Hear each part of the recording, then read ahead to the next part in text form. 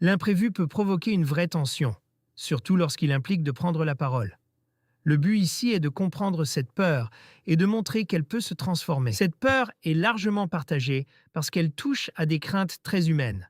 Être jugé, se tromper, perdre ses moyens ou paraître peu professionnel. La première étape consiste donc à normaliser cette réaction. Le mythe le plus courant est de croire que l'improvisation serait une qualité mystérieuse réservée à quelques personnes. Cette croyance bloque l'apprentissage avant même qu'il commence. Avant même de découvrir le livre complet, vous pouvez entrer dans la méthode grâce à un extrait gratuit. L'objectif est simple, vous aider à parler avec plus de clarté, de confiance et de présence dans vos échanges professionnels. Scannez le QR code ou rendez-vous sur le site indiqué pour recevoir les premiers conseils et commencer à progresser dès maintenant. La réalité est beaucoup plus rassurante.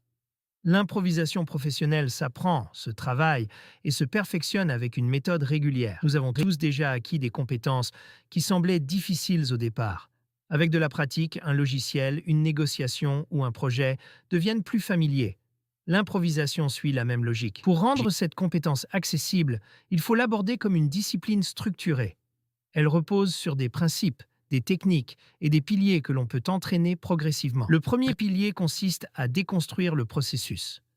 Écouter, structurer, mobiliser ses connaissances et parler clairement sont des mécanismes distincts que l'on peut travailler séparément. Le deuxième pilier est la boîte à outils. Des cadres simples, comme point, raison, exemple, point, donnent une structure rapide lorsque le temps de réflexion est limité. Le troisième pilier concerne l'état d'esprit.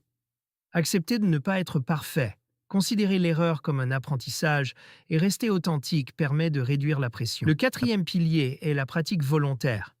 Ce sont les exercices ciblés, les répétitions courtes et le feedback qui transforment les connaissances en réflexes. Quand on voit l'improvisation comme une discipline, la peur perd progressivement de sa force.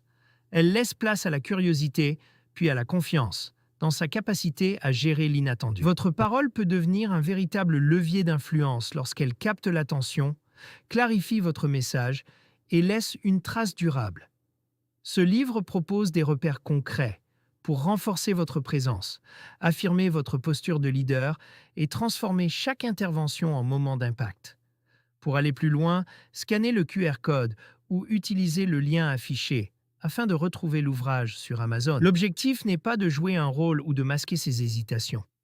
Il s'agit de penser plus clairement et de communiquer avec plus d'impact précisément quand tout n'est pas préparé.